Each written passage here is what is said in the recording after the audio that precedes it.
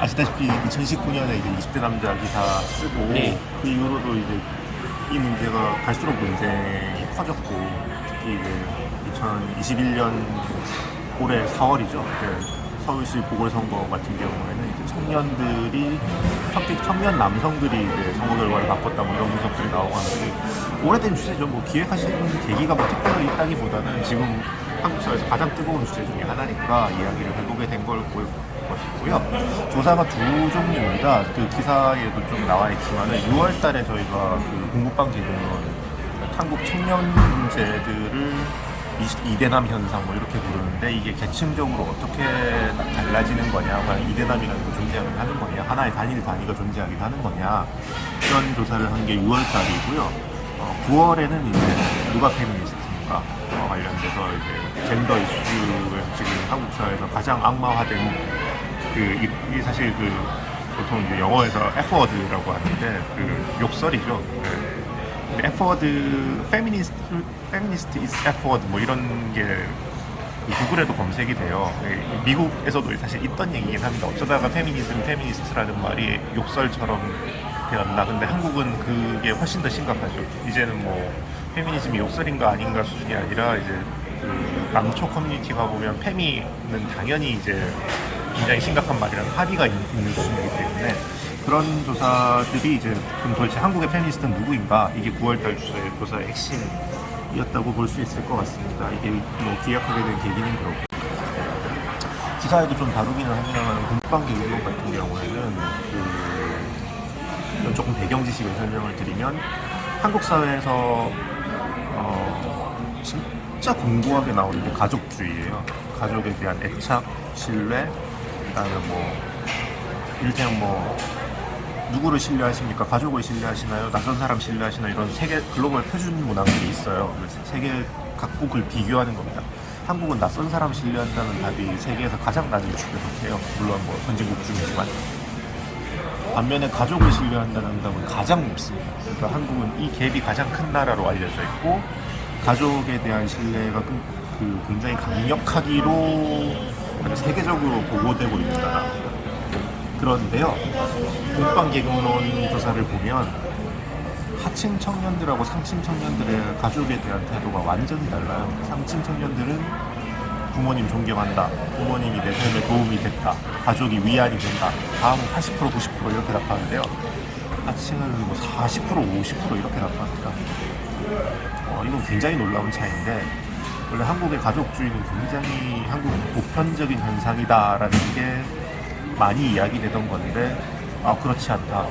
계층 격차가 상당히 크다. 이게 한편으로는 놀라운 일이고 또 한편으로는 우리가 생각해보면 아니 화목한 가족을 사는데도 돈이 든다 이런 상식도 있잖아요. 우리가 두 가지 상식을 그냥 둘 다 가지고 살아온 거죠. 근데 이번 조사를 보면 뒤에 상식이 맞는 겁니다. 화목한 가족을 가지는 데 돈이 들어요. 가난하지만 화목한 가정 이런 옛날 클리셰 있죠. 한 10년, 20년 전에 나오는 드라마에 나오는 그 시절 드라마들은 보통 부잣집은 서로 사이가 되게 나쁘고 돈만 밝히고 가난한 사람들 가족은 끈끈하고 이게 아주 전형적인 구도였거든요. 그런 시대가 그때도 그랬는지 잘 모르겠지만 지금 확실히 끝났습니다. 부자들이 더 화목하고 부자들이 더 서로를 아끼고 부자들이 더 말하자면 번듯한 교육을 하고 그래서 심지어 부자들이 더 호감 있는 청년으로 자라요. 이건 매우 놀라운 상황입니다. 그러니까 예전에는 계층이라는 게 그냥 돈의 차이이기만 했다면 이제는 계층이라는 게 사회적 태도, 호감도, 문화자본, 교육 모든 것의 차이를 만들어내버리죠. 심지어 이런 추세가 계속되면 하층 청년들이 사회적으로도 더 돈이 없어서가 아니라 사회관계에서도 더 불쾌한 사람으로 자라는 그런 시절로까지 진입하고 있다는 거기 때문에 이건 한국 사회의 계층 문제가 단순히 돈 문제를 넘어서 훨씬 더 심각해지고 있다는 뜻입니다. 그게 가장 여러 가지가 인상적이긴 했지만 그게 가장 놀랍다기보다는 막연히 알고 있던 것을 숫자로 확인했을 때 오는 충격이라는 게 좀 있었습니다. 하나만 더 소개를 하면 저희가 삶의 만족도를 10점 척도로 물어보는 게 있어요. 있어요. 기사에서도 보셨겠습니다만은, 그러면은 상층 청년과, 남성이 아니라 남녀 다 합쳐서 상층 청년과 하층 청년의 삶의 만족도 격차가 10점 만점에 두 그룹의 차이가 2.1점 차이가 납니다. 이게 어느 정도 차이냐? 소위 그 좋은 대학이라고 하는 인서울, 뭐 한 10명 중에 한두 명만 가는 인서울을 간 사람들과 간 청년과 고졸 이하 학력, 그러니까 대학을 안 간 청년들의 삶의 격차가, 그 만족도 격차가 1.2점입니다. 한국 사회 사실 고졸 이하와 인서울은 삶의 트랙에서 가장 먼 축에 속한다고 할 수 있죠. 근데 이 두 그룹의 차이보다도 이 두 그룹의 차이가 1.2점이었는데 우리가 만든 계층 공급방 계급론에 따른 상하층 격차가 2.1점이었으니까 거의 2배 가까이 난다는 뜻입니다. 예, 공급방 계급론에서 상중하 계층 분류 방법이 어떤 장점이 있느냐라고, 사실 이거는 저희가 실험적으로 시도해 본 겁니다. 이제 저희 조사를 기획총괄을 하신 중앙대 신진욱 교수님 같은 경우에 신진욱 교수님이 아이디어를 내시기는 했는데, 이런 식으로 해도 되는 거냐, 이 부분은 사실 학계가 뭐 합의가 된 얘기는 아니고요. 저희가 처음 시도를 해본 거기 때문에, 다만 말씀드렸던 것처럼 굉장히 계층 격차가 선명하게 잘 드러나는 방식인 건 맞습니다. 자, 왜 이런 시도를 했느냐? 보통 그 사회과학자들이 계급 측정을 하기 위해 쓰는 방법이 몇 가지 있는데요. 우선 가구 소득을 물어보는 방법이 있습니다. 근데 이게 저희가 청년 조사잖아요. 청년들은 가구 소득 몰라요. 부모님 얼마 버는지 저는 지금도 모릅니다. 사실 그렇기 때문에 가구 소득은 굉장히 믿을 수가 없고요. 개인 소득을 물어볼 수도 있어요. 너 얼마 버니? 그런데 그런 경우엔 이를테면 100억 자산가의 28살 직업 없는 금수저는 빵원입니다. 이 사람을 최하층으로 분류하게 돼요. 말이 안 되죠. 그래서 보통 주관적인 계층의식 이런 걸 물어봅니다. 너 어느 계층에 속한다고 생각하니? 뭐 대략 상층과 하층이 나뉘기는 하는데, 상층도 뭐 10점 만점에 뭐 4.5점 이렇게 답해버리기 때문에 못 쓸 지표는 아니지만 상당히 궁색한 지표입니다. 그리고 미국이나 뭐 이런 데서 표준적으로 물어보는 건 15세 시절의 소득과 자산, 너네 집의 소득과 자산이 어땠니? 라고 물어보는 문항이 있습니다. 과거에 어느 계층 출신이냐. 15세를 물어보는 이유는 자기가 성인이 돼서 이게 노력해서 번 거가 발생하기 전에를 물어보기 때문이죠. 당연히 부정확합니다. 15살 시절에 우리 집이 집이 어느 정도 살았는지 아는 사람 오히려 별로 없죠. 근데 사실 여러 가지 난점들이 있어요. 한국 사회학자들이 그래서 주로 쓰는 방식은 사실 학력입니다. 학력. 고졸이냐, 대졸이냐, 전문대졸이냐, 이걸로도 사실 계층이 얼추 나눠져요. 사실은 가난한 집 청년들이 대학을 못 갈 확률이 훨씬 높고, 그렇기 때문에. 하지만 이거는 이제 기자 입장에서 어떤 문제가 있냐면, 학력을 가지고 계층을 나눴다고 쓰면 독자들이 안 읽어요. 아니, 대학 간 건 지가 열심히 공부해서 간 건데 그게 왜 계층이라는 거냐, 말이 안 된다, 이렇게 생각하는 사람이 대한민국의 절반이 있습니다. 적어도. 그렇기 때문에 일단 시작부터 절반의 독자가 동의를 못하는 지표죠. 뭐 그런 난점들이 있어서, 사실은 저희가 2019년에도 20대 남자 조사 처음 할 때도 이게 도대체 계층별로 얼마나 다른 현상인가가 제일 궁금했는데 그때 못 잡아냈어요. 이렇게 지표들이 만족스럽지 않기 때문에. 그래서 저희가 이번에 시도한 건 어떤 거냐, 저희가 공부방 계급론이라고 이름을 붙였는데, 청소년기 공부 환경에 대해서 6개를 질문을 한 겁니다. 우리 집에 내가 공부한 공부방이 따로 있었는지, 이렇게 물어보면 3명 중에 2명이 있고 1명이 없어요. 나는 필요한 경우에 독서실이나 학원을 다닐 수 있었는지, 이러면은 4명 중에 3명은 예스라고 하고 4명 중에 1명 아니라고 합니다. 생계 걱정 없이 공부에 전념할 수 있었다, 이러면은 3명 중에 1명은 아니라고 합니다. 10대 때 너네 공부 환경이 어땠느냐 라는 거를 구체적으로 6개를 물어봐서 그 응답을 기준으로 상중하를 쪼갠 겁니다. 이게 왜 가능성 있어 보이는 지표냐? 이거는 일단 공부 환경을 물어보면 소득, 자산, 문화 전부 다 들어가요. 소득이라는 건 뭐 용돈을 받았느냐, 이건 부모님 소득하고 연동돼 있고, 자산, 공부방이라는 건 부동산이죠. 그 다음에 문화, 부모가 너의 공부에 얼마나 관심이 있었냐, 가족의 문화 자본이죠. 이런 것들이 전부 다 들어오면서 더 중요하게는 직접 경험을 물어보는 거기 때문에 잘 안 틀립니다. 부모님 얼마 벌어요는 모르지만 집에 공부방이 있었는지 없었는지는 사실 모두가 다 알죠. 하나 더 중요한 게 기자 입장에서는 마찬가지로 이건 애가 노력을 안 했네라는 얘기를 절대 할 수 없습니다. 15살 때 공부방이 있었는지 없었는지를 노력이 부족해서 공부방이 없었다 이렇게 얘기할 사람은 없어요. 그런 장점들이 있기 때문에 이 지표가 이제 가능성이 있다라고 생각했고, 실제로 결과를 보니까 저희가 생각했던 것보다 훨씬 더 강력했습니다. 계층 격차를 제가 지금까지 본 어떤 데이터보다도 선명하게 설명을 해냈어요. 저희는 일단 저널리즘 영역에서 이런 게 있어요 라고 얘기한 거지만, 아마 학계에서 이게 어느 정도 가능성이 있는지를 계속 탐색하게 될 겁니다. 다시 똑같이 물어보고, 저희가 9월달에도 이게 지금 소개되는 건 6월달에 시도한 거지만 9월달 조사에도 똑같이 넣어봤고요. 똑같이 잘 작동합니다. 그러니까 안정적이에요. 여론조사로 사회 집단을 제대로 파악하는 것이 가능할까라는 질문을 어느 멤버분이 주셨다라고 하네요. 특히 이제 페미니스트라고 스스로 정의한 사람일 경우 이미지 관리를 위한 선택을 할 수 있다. 자, 이거는 가능성이 거의 없습니다. 사실 없어요. 왜냐하면은 기사로만 보면 자, 페미니스트, 반페미니스트 쭉 나눈 다음에 자, 그럼 페미니스트 여러분들은 이 문제 어떻게 생각하세요? 이렇게 물어본 것처럼 느껴질 수 있습니다. 근데 저희가 실제로는 그렇게 물어본 게 아니고요. 약 200문항짜리 종합조사를 하고 그 중에 페미니즘 척도 6문항이 들어가고 그리고 여러 사회 현안에 대한 의견이 쭉 앞에도 있고 뒤에도 있고 그래요. 그러니까 자, 여기서부터 나는 페미니스트 대표 선수야 이렇게 생각할 수가 없습니다. 왜냐하면 200문항을 쭉 답하다가 페미니즘 문항 이렇게 쭉 지나가고 공부방 6문항 쓱 지나가고 또 뭐 비슷한 것들 쭉 지나가요. 그렇기 때문에 나는 페미니스트의 이미지를 위해서 이런 거에 착하게 답해야지 이런 게 아니고 그냥 자기 성향의 일관성을 따라서 쭉 나오게 됩니다. 이런 상황은 없어요. 사실은 이런 상황은 없지만 여론조사로 사회 집단을 제대로 파악하는 것이 가능할까라는 질문은 유효합니다. 이 질문은 일반적으로 가능해요. 제가 좀 전에 설명드렸던 것처럼 여론조사로 계층을 파악하는 게 당장 굉장히 힘든 일입니다.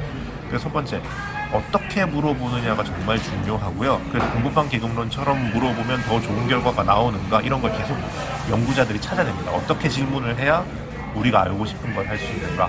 두 번째, 서베이만으로는 안 됩니다. 사람들을 직접 만나야 되고 현장에 들어가야 되고 뭐 때로는 몇 달씩 같이 뒹굴면서 살아야 되기도 하죠. 그래서 여러 방법, 연구자들이 방법론이라고 부르는데 이런 여러 방법들이 서로 이제 보완을 해야 사회 인식에 총체적으로 다가갈 수 있기 때문에 여론조사만으로 사회 집단에 대해서 우리가 완전한 걸 알 수는 없습니다. 하지만 여론조사도 하나의 방법은 맞죠. 그리고 뭐 이를테면 특정 성향이라고 답한 사람들이 그 다음부터 자기 이미지 관리를 하는 문제 같은 경우에 대해서는 여론조사 방법론에서 그 문제를 해결하는 방법들이 굉장히 많이 연구되어 있기 때문에 이제 뭐 페미니스트라는 뭐 정의한 사람들이 이미지 관리를 위한 선택을 열심히 한 거 아니냐 이런 문제는 사실 별로 큰 문제는 아닙니다. 사실 뭐 반대로 말하면 내가 페미니즘에 반대한다라는 사람들이 반페미니스트의 이미지를 위해서 더 착한 응답을 한다 이런 말도 얼마든지 가능하지만 우리 조사에 보면 실제로 안 그렇잖아요. 그냥 일관성 있게 쭉 답하는 겁니다. 맞습니다. 예. 우리가 말하는 좋은 시민이라는 건 특히 이런 연구에서도 비슷한 일들이 많이 벌어지는데요. 상대 비교입니다. 상대 비교. 더 나은. 왜냐하면 한국의 일반 토양에서 말하자면 굉장히 특이한 집단, 뭐 80% 이상이 세금에 찬성한다거나 80% 이상이 뭐 제중동포가 아니죠. 중국 동포에 대해서 호의적이라거나 이런 집단은 찾을 방법이 없죠. 상대적으로 조금 더 나은 집단이 있을 뿐입니다.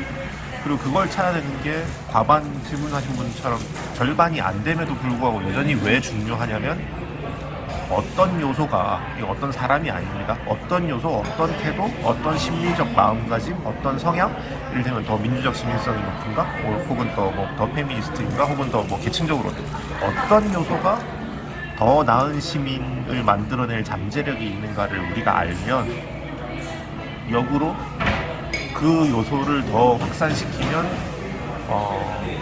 좋은 시민으로 한 발 사회가 더 나아갈 가능성이 높아진다라고 얘기할 수 있기 때문에 과반 이하임에도 불구하고 여전히 상대적 차이는 대단히 중요하다. 라고 그런 생각 때문에 좋은 시민이라는 단어를 굉장히 좀 공격적으로 쓴 거고요.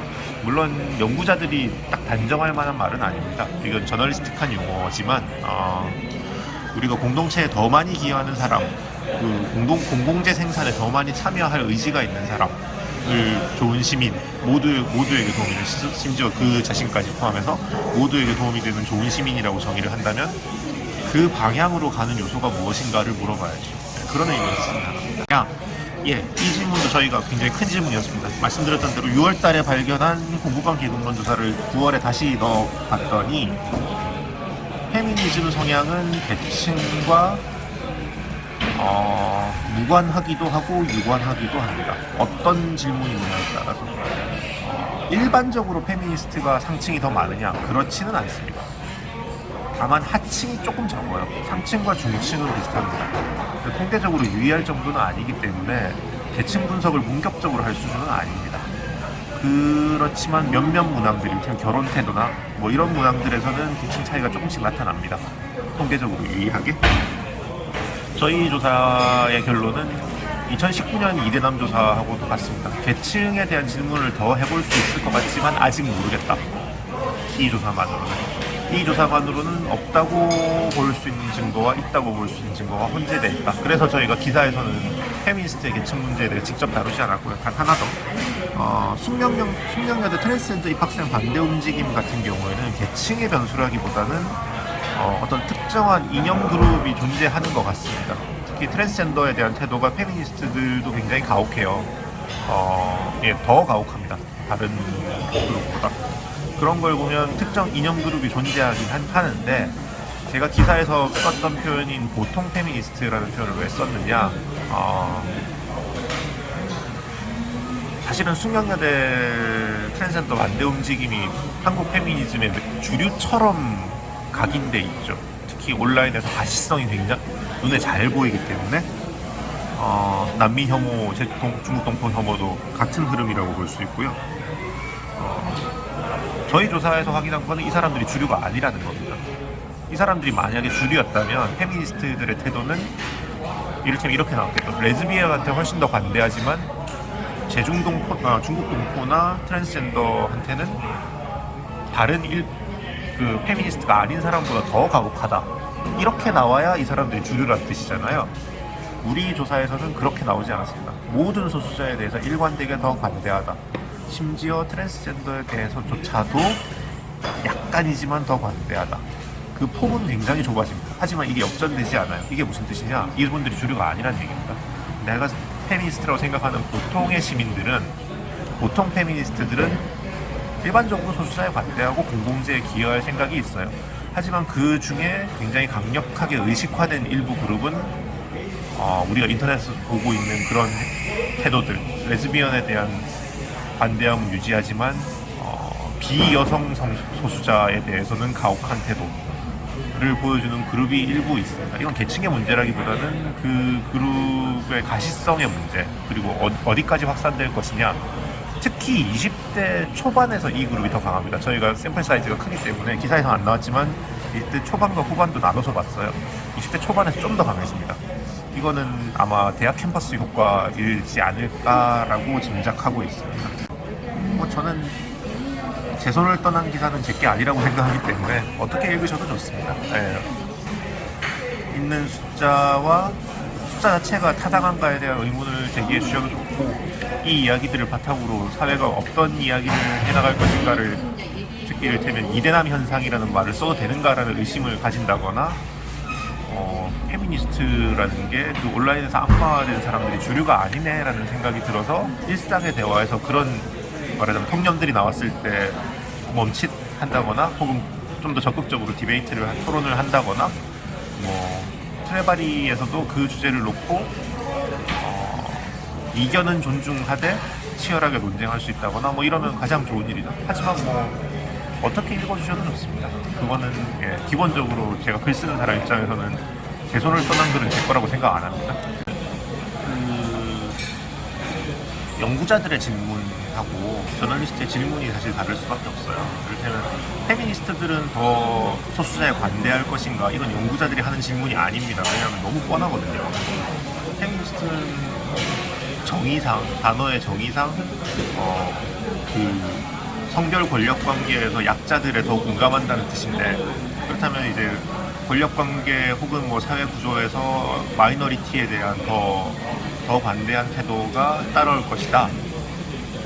이거는 사실 아카데미에서는 질문거리도 아니고요. 이미 수십 년 동안, 한국은 잘 안 하지만 미국 쪽 데이터나 뭐 수십 년 동안 일관되게 관찰되어 온 것이기 때문에 이 질문이 등장할 이유가 전혀 없지만 2021년 한국의 현실에선 굉장히 급박한 질문이거든요.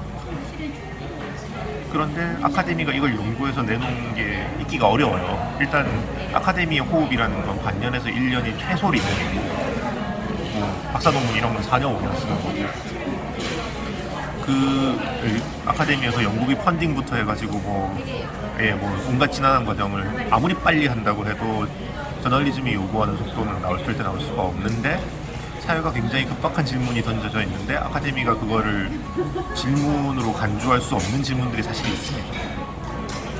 제가 아카데미에 있어도 페미니스트가 더 소수자에 관대한가라는 질문 안 했을 거예요. 동료 집단들이 관심이 없을 거거든요. 그 당연한 걸 왜. 하지만 저널리즘은 사회가 그 사회에서 가장 논쟁적인 질문들을 해야 되는 직업이고, 그 두 개는 항상 같진 않습니다. 아카데미에서 가장 논쟁적인 직업과 질문과 지금 사회에서 가장 논쟁적인 질문이 항상 같진 않죠. 그럴 때 저널리스트는 아카데미가 하지 않는 질문을 해야 되고, 그걸 답을 하는 방식에서는 이건 뭐 아카데미 방식을 쓰든 아니면 뭐 저널리즘의 전통적인 방식을 쓰든 아니면 뭐 아주 기발한 제3의 방식을 쓰든 그건 둘째 문제죠. 사실 질문이 공급이 충분히 되고 있는가의 문제입니다. 질문의 일시적 과소공급 상태라는 표현을 제가 썼는데요. 네. 그런 일이 자주 일어납니다. 그럴 때는 아카데미에 정제된 연구 결과를 기다리는 게 저널리즘이 할 일이라고 보기는 어렵죠. 이번 시리즈를 통해 궁극적으로 말하고 싶었던 거 무슨 의도를 밑장에 깔고 얘기를 하진 않기 때문에 그냥 누가 페미니스트냐, 한국 페미니스트는 누구냐, 그리고 도대체 이대남 현상 계속 얘기하는데 이대남이란 단일 집단이 존재하느냐, 계층별로 쪼개봤을 때도 그 현상이 굉장히 보편적이냐, 이 질문에 답을 하고 싶었던 거고요. 그 질문이 우리 사회에서 지금 중요한 질문이라고 생각했고, 답을 찾아봤더니 지금 우리 역량과 우리 그걸로는 그렇더라. 이런 답이 지금 언제나 잠정적이지만 이런 답이 나왔습니다. 네. 그 다음에 이 답을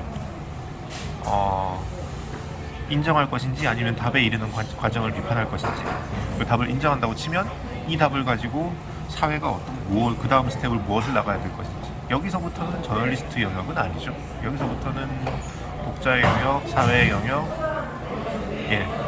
사회도 독자라고 치면 넓은 의미에서 독자의 영역이기 때문에 거기서부터 거기에 저널리스트의 목적이 뭐다 이렇게 얘기하는 건 맞지는 않습니다. 거기서부터는 독자의 영역이죠.